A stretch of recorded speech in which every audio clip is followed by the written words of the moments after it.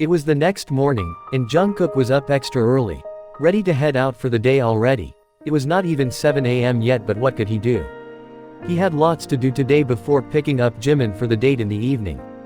The first was him finding his phone so that he could finally chat with Jimin, and he had no idea how long it could take, so here he was up early. He took his car keys and headed out. His first stop was the restaurant he had the meeting in yesterday. So without further delay he got in his car and made his way towards the said restaurant, planning to get his breakfast from there itself. Hopefully, they serve breakfast, that is. Soon he returned to the restaurant and started looking after and asking the staff there if they had seen a phone lying around. Sadly, he couldn't find his phone anywhere here. So not letting himself feel dejected, he ordered something for his breakfast to go, as he didn't want to waste time sitting and eating there. He needed to find his phone soon. On the other side, Jimin was still sleeping peacefully with no signs of waking up anytime soon. As the clock ticked by, you could hear an alarm going off, followed by a hand that appeared to turn it off. "What time is it?" Jimin asked, no one in particular, still in his sleep. Realizing that no one is there to answer him, he aimlessly stretches his hand towards the side table, searching for his phone. The moment he finds his phone, he pulls it towards his face, squinting his eyes open to see the time. 11:04 it read. And in the next moment, he was up, rubbing the sleep out of his face. How did I end up sleeping this long? He questioned himself in his mind. Just then a notification went off, breaking him out of his thoughts. "I found my phone." And Jimin broke into a fit of laughter, finding the other adorable. It was of course a message from Jungkook. Back to Jungkook. After reaching his gallery, Jungkook immediately got on to find his phone. He ended up searching every corner of his gallery, yet his phone was nowhere. He was getting worried now. He thought he would have to end up buying a new one. Just then his worker asked him what he was looking for, seeing him standing in a dilemma. He told his worker about his phone, only for the worker to get it for him. Last night when he was busy sorting out his work, his worker had found his phone abandoned in some place, so had brought it to him. Seeing him busy, he kept it in his office and let the other know, but Jungkook, being so focused, didn't catch on it. And that is how his lost phone was found. Time passed by with both Jimin and Jungkook busy with their work as usual. Soon it was time for Jungkook to pick Jimin up, and Jungkook was rushing around the gallery shouting instructions as they were yet to be done with the day's work, but he had no time to stay. So there he was, giving last-minute orders to his workers before he left. And very soon he was on his way to get Jimin, making sure he was early on time.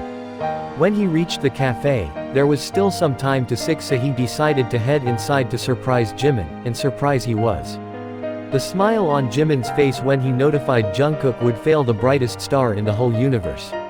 "You are here early," Jimin exclaimed, stepping out of the counter area.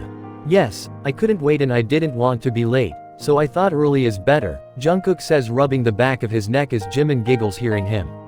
"So do you wanna head out already, or you want to wait a bit? I could get you something in the meantime if you want anything." Jimin asks. "We could head out, but can I get a coffee first? I came straight from work. A cup of coffee would just be perfect to freshen me up." Jungkook says. "Yes sure, we can get that arranged. How about I go get your coffee and my stuff, and then we can be on our way? What do you think? Do you mind waiting for a little while?" Jimin asks. "Of course not, you go do as you said. I'll pay for my drink and wait right here, alright? You don't need to pay, bunny, it's on me. Just wait up here for me, I'll be right back," Jimin said, walking away into the back room to do as he said.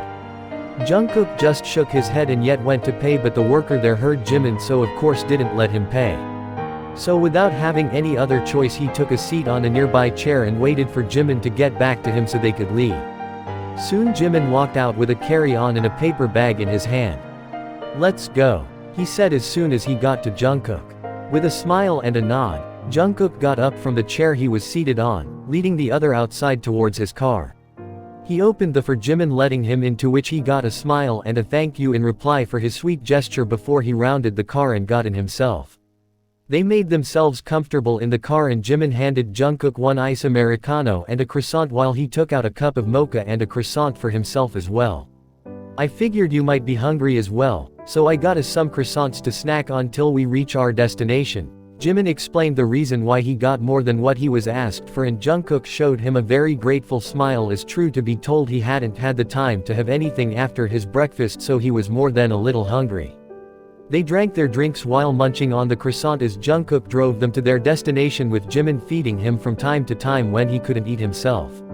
Not long after they were reaching their destination, when Jimin saw the boards about where they were, he had let out a squeal, bouncing in his seat to contain himself. The only reason he was still in the car was because the car was locked. Yet after the first incident in the amusement park, Jungkook made sure he center-locked the car to make sure Jimin didn't run out before he properly parks the car. So Jimin had no other option than to wait patiently.